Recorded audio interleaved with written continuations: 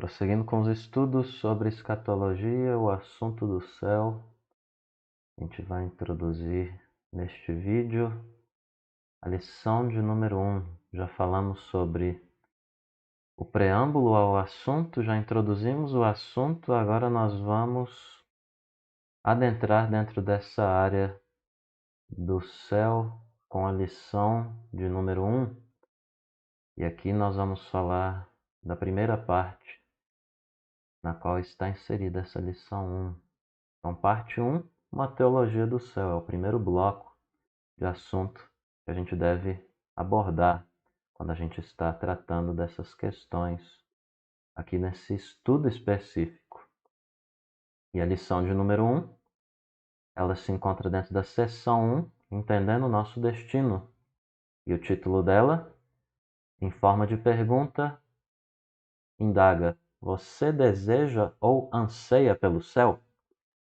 Para início de conversa, eu trago aqui uma citação do J.C. Ryle, o qual sustenta o seguinte como história: o homem que está a ponto de navegar para a Austrália ou Nova Zelândia como colono é naturalmente ansioso para saber algo sobre seu futuro lar, clima, empregos, habitantes, maneiras e costumes. Todos estes tópicos são temas de profundo interesse para ele. Você está deixando a terra de sua natividade de origem. Você vai passar o restante da sua vida em um novo lugar. Seria realmente estranho se você não desejasse informações sobre a sua nova morada. Agora, certamente, se esperamos habitar para sempre naquele melhor país, mesmo aquele celestial, nós devemos buscar todo o conhecimento que pudermos obter sobre ele antes de irmos para o nosso lar eterno. Devemos tentar nos familiarizarmos com ele. E Jonathan Edwards, grande pregador puritano, que também falou muitas vezes sobre o céu, afirma que convém a nós gastarmos esta vida apenas como uma jornada para o céu, a qual devemos subordinar todas as outras preocupações da vida. Por que deveríamos trabalhar ou colocarmos nossos corações em qualquer coisa senão o que é nosso verdadeiro fim e felicidade? Em seus 20 e poucos anos de idade, ele também chegou a escrever um conjunto de resoluções de vida, e uma de suas obras faz parte dessa questão das resoluções. Determinado a esforçar-me em obter para mim mesmo tanta felicidade no outro mundo, quanto eu puder. E alguns podem até achar estranho e inapropriado Jonathan Edwards ser tão comprometido assim a ponto de fazer resoluções relacionadas à alegria para si no céu, mas Pascal estava também certo quando ele chegou a sustentar que todos os homens buscam alegria, isto sem exceção, quaisquer que sejam os diferentes meios usados por eles, todos tendem a este fim. Se todas as pessoas então buscam felicidade, por que não fazermos como Jonathan Edwards, por exemplo, que a buscou onde ela de fato pode ser encontrada, que é na pessoa de Jesus Cristo e no lugar chamado céu? Tragicamente, muitas pessoas não encontram alegria nesse Cristo e no céu, e consequentemente não encontram alegria, porque a alegria ela está relacionada à esperança, à vida com Cristo no céu também. Randy Alcorn afirma, falando sobre uma história, que um pastor chegou a ele e confessou: sempre que eu penso sobre o céu, isso me deixa depressivo. Eu prefiro deixar de existir quando morrer. Por quê? Perguntou o Randy. Eu não posso suportar a ideia daquele tédio interminável, flutuar pelas nuvens com nada para fazer a não ser dedilhar mal uma harpa. É tudo tão terrivelmente chato. O céu não soa muito melhor do que o inferno. Eu prefiro ser aniquilado ao invés de passar a eternidade em um lugar como aquele.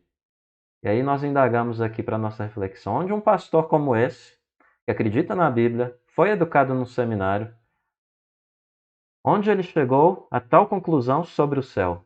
Certamente que não da Bíblia, onde Paulo, por exemplo, afirma que partir, estar com Cristo é bem melhor do que permanecer nessa terra, debaixo da maldição do pecado. O pastor, apesar disso, ele foi muito mais honesto do que a maioria das pessoas que existem por aí, que existe por aí.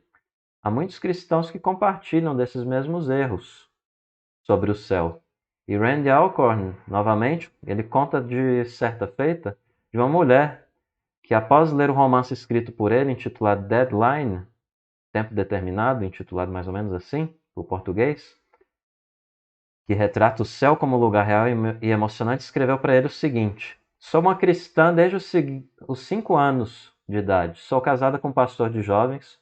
Quando eu tinha 7 anos, uma professora da minha escola cristã me disse que quando eu chegasse ao céu, eu não iria conhecer qualquer pessoa ou qualquer coisa na terra. Eu estava com terror de morrer. A mim nunca disseram nada diferente. Tem sido muito difícil para eu avançar na minha caminhada cristã por causa desse medo do céu e da vida eterna. Quando eu tinha 7 anos, uma professora da minha escola cristã me disse que quando eu chegasse ao céu, eu não iria conhecer qualquer pessoa ou qualquer coisa da terra. Eu estava com terror de morrer. A mim nunca disseram nada diferente. Tem sido muito difícil para eu avançar na minha caminhada cristã por causa desse medo do céu e da vida eterna. Perceba, medo do céu e medo da vida eterna são palavras, infelizmente, penetrantemente, muito tristes. E referindo-se à perspectiva transformada que ela passou, essa mulher, ela chegou então, depois de muita questão de conversa e conceitos aí, né, reformulados, a dizer o seguinte: você não sabe o peso que foi tirado de mim. Agora eu mal posso esperar para chegar ao céu. E aqui o primeiro tópico da nossa lição aqui, adentrando depois dessa introdução, é uma visão não bíblica do céu. Conta-se que quando um certo vigário inglês, quando indagado por um colega quanto ao que ele esperava após a morte, ele respondeu o seguinte: se isso acontecer, eu suponho que eu entrarei na felicidade eterna, mas eu realmente desejo que você não traga tais assuntos deprimentes à tona mais uma vez. Mais ou menos isso que ele disse. E John Eldredge, em sua Jornada do Desejo, The Journey of Desire, afirma que quase todos os cristãos com quem falei têm alguma ideia de que a eternidade é um serviço interminável da Igreja.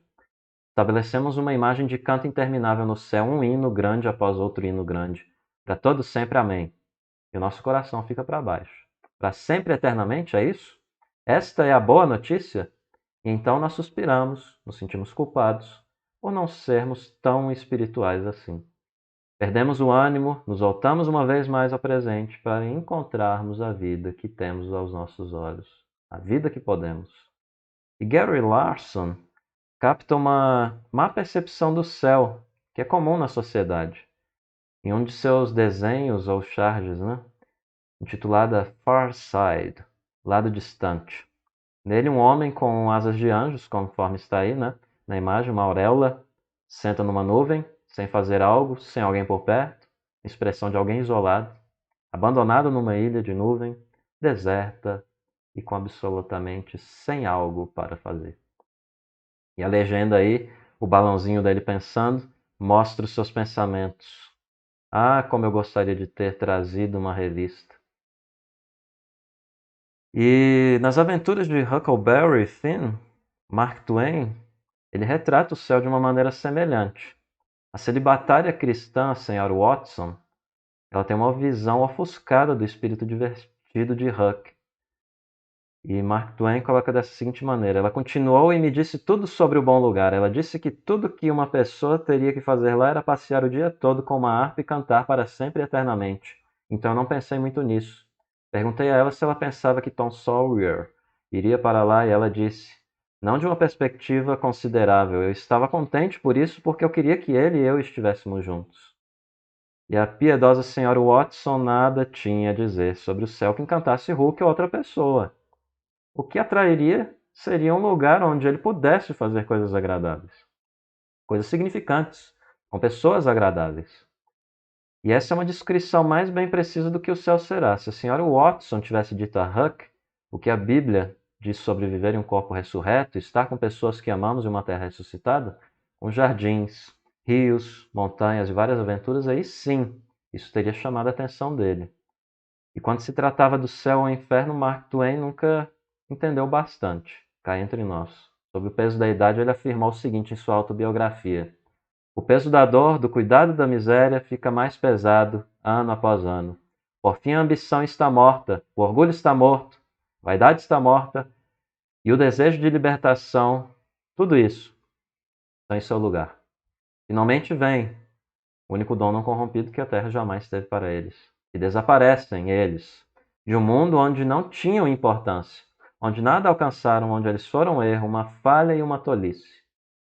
E olha o contraste dessa questão quando comparado com o que Charles Spurgeon, ou Charles, se assim quiser dizer, contemporâneo dele, falou sobre a morte. Ir para ti é voltar para casa. ti é Deus, Cristo, Espírito Santo, a vida eterna. Vindo do exílio, é ir para uma terra, fora do alcance da tempestade furiosa, descansar após longo labor, alcançar o objetivo dos meus desejos e o topo dos meus anseios.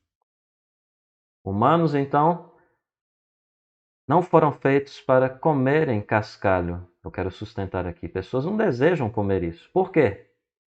Porque Deus as fez para comerem cascalho. Não, não fez. E o mesmo vale para tentar então desenvolver um apetite por uma existência desincorporada em um céu não físico. É como você tentar desenvolver um apetite por cascalho. Você está prometendo às pessoas menos do que Deus coloca e brota no coração dessas pessoas quanto ao senso de eternidade. Então não importa quanto as pessoas tentem, nada irá funcionar e nada deverá funcionar se for desse jeito. Por quê? Porque o ser humano foi feito para uma vida que Deus promete para aqueles que realmente são amados por Ele e amam Ele. Uma vida ressurreta e um corpo ressuscitado, com Cristo ressurreto numa terra ressuscitada. Físico, tudo físico isso aí. Não é fantasminha, igual eu tenho sustentado nesses vídeos aqui, nesses estudos. Então, querer e pensar desejosamente nele não faz algo ou algo, pensar em algo, fazer esse algo existir. A razão para alguém querer algo é porque Deus o planejou para existir. Então, pessoas ressuscitadas vivendo em um universo, ressuscitado não é uma ideia humana, é a ideia de Deus. E Riley, teólogo britânico do século XIX, afirmou que eu tenho pena do homem que nunca pensa no céu. E é lamentável ver pessoas que não pensam no céu ou não pensam nele de maneira acurada, precisa.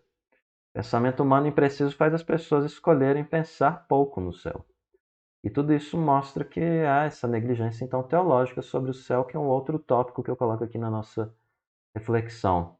João Calvino, por exemplo, falando de questão de escrita sobre o céu, tocando aqui um pouco no reformador protestante, ele nunca escreveu, por exemplo, um comentário sobre o livro de Apocalipse e nunca lidou de maneira detalhada quanto ao estado eterno. Mas mesmo assim, nas Institutas, a sua obra maior, a obra magna, ele encoraja meditarmos sobre o céu. Sua teologia do céu, e fica aqui com toda sinceridade, ela é fraca quando comparada com a sua teologia sobre Deus, sobre Cristo, salvação, Escritura e Igreja, por exemplo. Isso a gente vai entender, obviamente, vai dar um desconto por conta das questões urgentes que estavam acontecendo nos seus dias. Mas é de surpreender o fato de poucos teólogos desde Calvino tentarem preencher essa lacuna do estudo escatológico sobre o céu.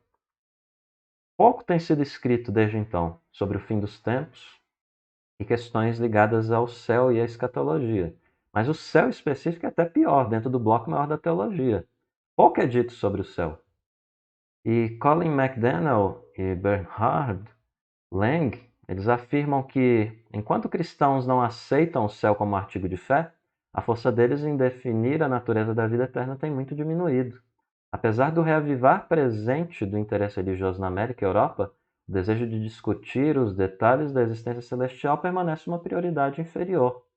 E Reinhold Niebuhr, acho que fala assim o nome, escreveu 2 profundos volumes intitulados The Nature and Destiny of Man, a natureza e o destino do homem.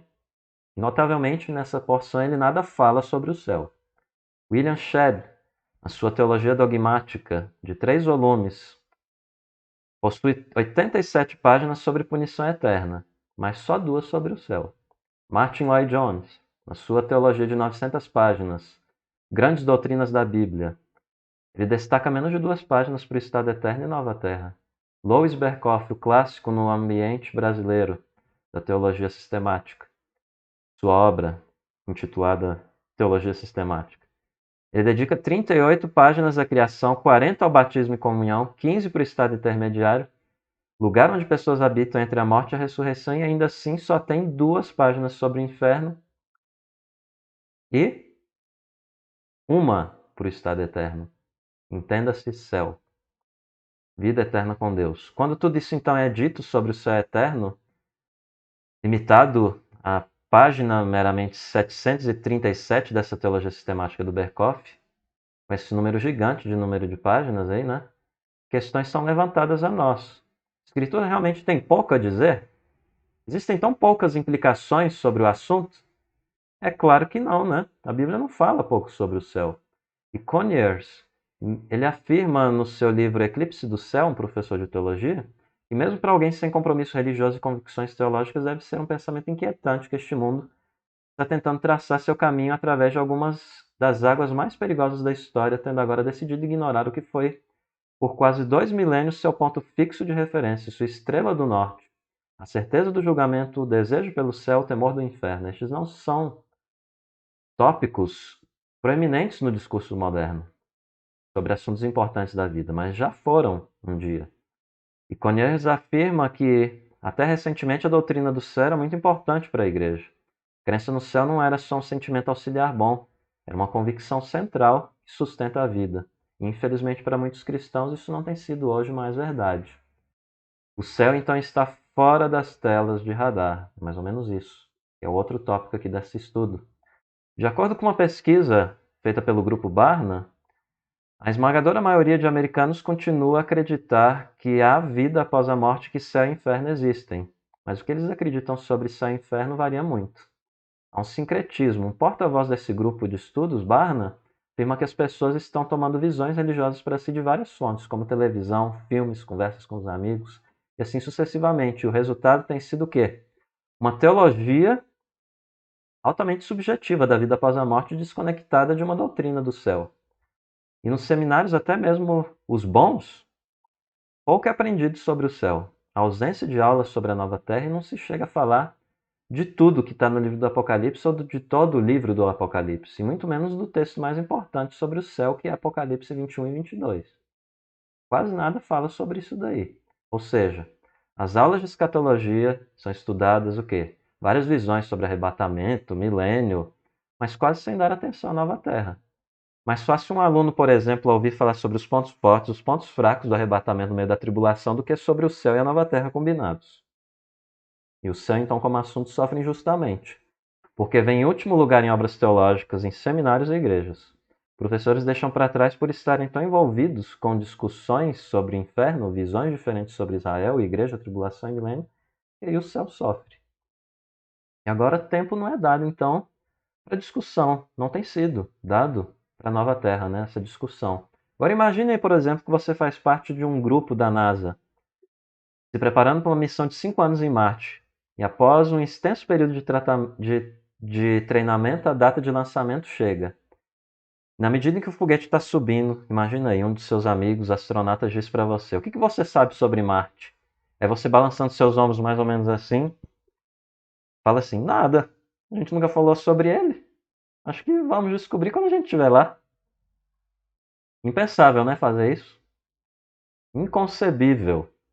Seu treino não inclua extenso estudo e preparação pessoal quanto ao destino final.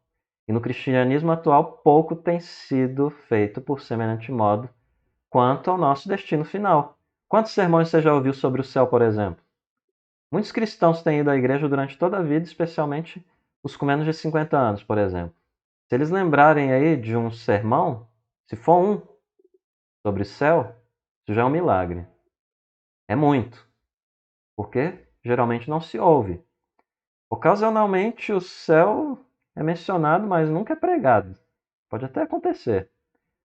Enfatizado não é, quase nunca é desenvolvido como tópico. Então é dito, por exemplo, como chegar ao céu, que é o melhor destino que o inferno, mas pouco é ensinado da temática, da palavra, do assunto. E pastores podem pensar até que não é importante tratar sobre esse assunto.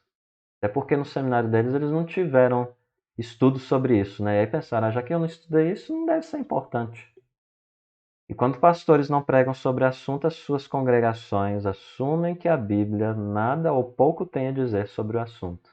E John Bailey, 1937, um teólogo escocês, escreveu o seguinte: eu não vou perguntar quantas vezes durante os últimos 25 anos você e eu ouvimos uma admoestação do estilo antigo contra as chamas do inferno. Não vou nem perguntar quantos sermões que têm sido pregados aos nossos ouvidos quanto a um dia futuro de prestação de contas, quando os homens escolherão de acordo com como eles semearam. Basta perguntar quantos pregadores durante esses anos habitam ou habitaram nas alegrias do descanso celestial como algo, como o velho amor ardente e a saudade impaciente, né? Um coração que deseja o céu. Então, se isso era verdadeiro naquela época, quanto mais hoje, o céu fora totalmente das telas de radares humanos. E como a gente deve colocar o nosso coração no céu se nós, como cristãos, temos uma teologia tão pobre sobre ele? Como esperarmos filhos ficando ou permanecendo animados com o céu? Por que o povo de Deus é um povo que fala tão pouco sobre esse assunto? Por que o pouco que temos a dizer é tão vago e sem vida? Onde estão os erros cometidos? Onde estão os erros? A razão central, obviamente, para nós, como filhos de Deus, temos uma vaga, negativa e sem entusiasmo visão se deve à obra de Satanás, que obscurece a nossa mente, os nossos olhos quanto a esse assunto do céu. E sobre ele, Jesus disse que, quando ele profere mentira, ele fala do que lhe é próprio, porque é mentiroso e pai da mentira. Uma das mentiras mais favoritas de Satanás é sobre o céu. Em Apocalipse 13:6 é dito que a besta satânica abriu a boca em blasfêmias contra Deus para lhe difamar o nome e difamar o tabernáculo, a saber, os que habitam no céu. O inimigo do povo de Deus, então, à luz desse texto, ele difama aí 3 coisas. A saber, a pessoa de Deus, o povo de Deus e o lugar de Deus, o céu. E a melhor maneira do diabo e seus demônios atacarem o povo de Deus é sussurrando mentiras sobre o lugar em que Deus chama seu povo a colocar seus corações e mentes.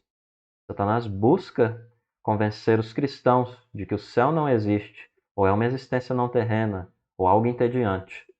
E quem crê na mentira dele tem alegria e esperança roubadas e fica com a mente depositada nessa vida e apenas no aqui e agora, e não na próxima vida, e consequentemente fica sem motivação para compartilhar a fé e viver a fé e a vida em Cristo no presente. Então, por que compartilharmos com outras pessoas as boas notícias do céu se não a busca por ele e uma crença de que ele seja um lugar chato e fantasmagórico? Randy Alcorn ele conta que no país dos cegos, Country of the Blind, H.G. Wells, ou Wells, não sei se fala assim, fala de uma tribo em um remoto vale profundo, em uma alta montanha. Durante uma epidemia terrível, todos os aldeões perderam a visão. Eventualmente, gerações inteiras crescem, não tendo consciência da visão e do mundo que não conseguem ver. Por causa de sua deficiência, eles não sabem de sua verdadeira condição, nem podem entender como o mundo deles parece. Eles não podem imaginar quais reinos estão além de seu vale. Espiritualmente falando, vivemos no país dos cegos. O pecado nos cegou para Deus e para o céu, e são reais, embora não vistos, ou patentes aos nossos olhos carnais, né? Felizmente, Jesus veio do céu ao nosso vale para nos contar sobre seu Pai, o mundo além e o mundo vindouro. Se nós o escutarmos, o que exigirá um esforço concertado e concentrado, para não ouvirmos as mentiras do diabo, nunca seremos os mesmos, nem quereremos nós sê-lo mais nunca. Satanás odeia o novo céu e a nova terra, assim como um ditador deposto odeia a nova nação e o novo governo que substituiu o dele. Satanás não pode parar o trabalho redentor de Cristo, mas ele pode nos impedir de vermos a largura e profundidade da redenção que se estende para a terra e além. Ele não pode impedir Cristo de derrotá-lo, mas pode persuadir-nos de que a vitória de Cristo é apenas parcial, que Deus abandonará seu plano original para a humanidade e para a terra. Devido a Satanás nos odiar, ele está determinado a roubar-nos a alegria que teríamos se acreditássemos no que Deus nos diz sobre o magnífico mundo que virá. E para a gente trazer aqui uma questão, já partindo para a conclusão, os slides finais, quero falar aqui sobre a necessidade de resistirmos ao feitiço do naturalismo. Naturalismo é a cosmovisão que é geralmente a mais comum por aí, e muito até mesmo na mente de cristãos, ou dos que dizem cristãos também, né? Naturalismo, basicamente, de maneira bem fácil, vou generalizar, apesar de ser indevido isso, mas só para você entender, é a filosofia de vida que tenta enxergar as coisas a partir da esfera de que o que é verdadeiro é só o natural, a natureza, aquilo que está patente aos nossos olhos. Isso vai ficar mais claro aqui quando a gente olha, por exemplo, para C.S. Lewis, o qual afirma de outra fonte para as más interpretações do céu, que é o próprio naturalismo, né? A crença de que o mundo pode ser entendido em termos científicos sem recorrer a explicações espirituais ou sobrenaturais, ou algo que vá além dessa questão material, do materialismo, né? E na Cadeira de Prata, nas Crônicas de Nárnia, um dos livros, né, das Crônicas de Nárnia, a Cadeira de Prata, temos ali 3 personagens, Brejeiro, Jill e o Eustáquio, Eles são capturados em um mundo subterrâneo sem sol por uma bruxa má, a qual chama a si mesma de Rainha do Submundo. E ela afirma que as memórias dos seus prisioneiros do mundo superior, Nárnia, são apenas produto da imaginação deles. E ela ri condescendentemente da brincadeira infantil deles de fingir que há um mundo acima e um grande rei deste mundo, né? E quando eles falam, esses três personagens, do sol que é visível no mundo superior, ela pergunta o que é um sol. Buscando palavras, eles comparam esse sol a uma lâmpada gigante. Aí a bruxa responde o seguinte: quando vocês procuram saber o que deve ser realmente o tal do sol, não conseguem. Só sabem dizer que parece uma lâmpada. O sol de vocês é um sonho. E não há nesse sonho nada que não tenha sido copiado de uma lâmpada. E quando eles falam de Aslan, o leão, o rei de Nárnia, ela disse que eles viram gatos. Estavam projetando aquelas imagens em noção de faz de conta de um gato gigante. Aí eles começam a vacilar, no relato ali de C.S. Lewis. A rainha, que odeia Aslan e quer conquistar Nárnia, ela tenta iludi-los a pensarem que tudo que não podem perceber com seus sentidos deve ser o quê? Imaginário. O que é nitidamente a essência do naturalismo. Quanto mais incapazes de verem o mundo do qual se lembram, ainda mais eles perdem a visão. E ela diz de maneira hipnotizante para eles o seguinte: acho que o leão de vocês vale tanto quanto o sol. Viram lâmpadas e acabaram imaginando uma lâmpada maior e melhor, a que deram o nome de sol.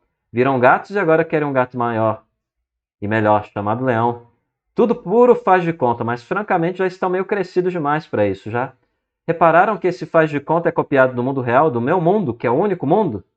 Já estão grandes demais para isso, jovens. Quanto ao meu príncipe, um homem feito, que vergonha. Brincando depois de grande. Venham, esqueçam essas fantasias infantis.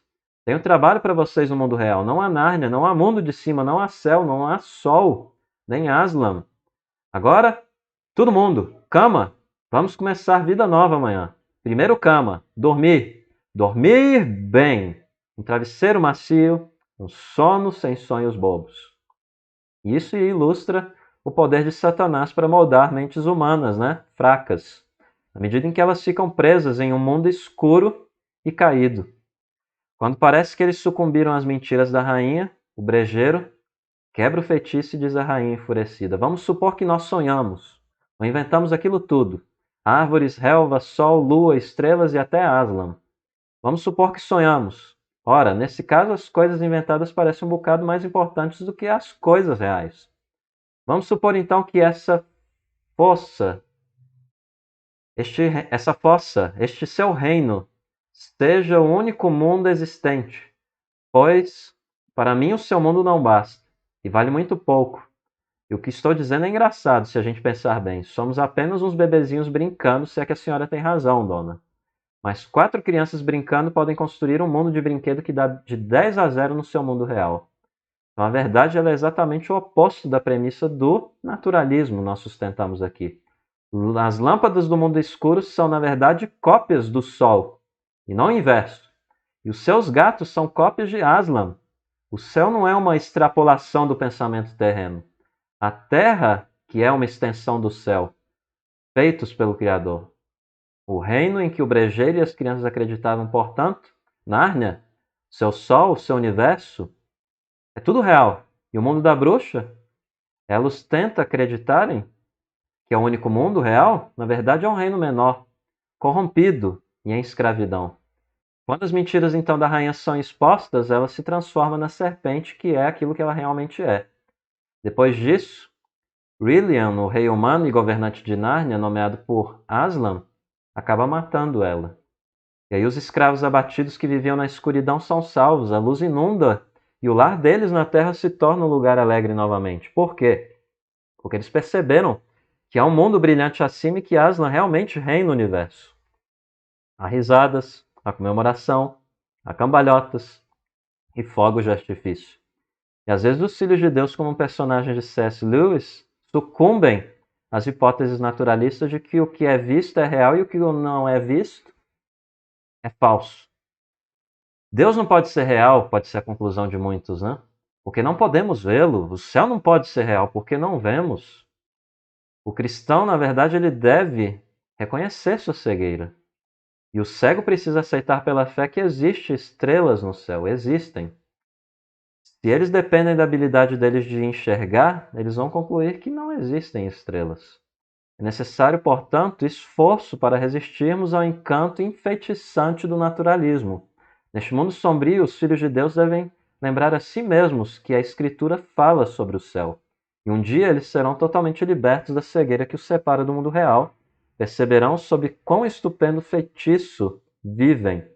E pela graça de Deus, eles poderão e podem apagar os fogos enfeitiçantes do naturalismo de maneira que poderão ver claramente a verdade sobre Cristo, o Rei, o céu e o reino dele. Concluindo, revisando a partir das seguintes questões tudo que falamos aqui. Antes dessas aulas, em que você acreditava sobre o céu? Do que você lembra ter aprendido sobre o céu quando estava crescendo? Quem ou o que eram suas fontes de informação? O ser humano foi feito para o que Deus promete para os que seguem a Jesus: uma vida ressurreta e um corpo ressuscitado, com Cristo ressurreto e uma terra ressuscitada. Como tal conceito de céu se compara ao teu? Discuta sobre como o céu saiu das nossas telas de radar como uma cultura.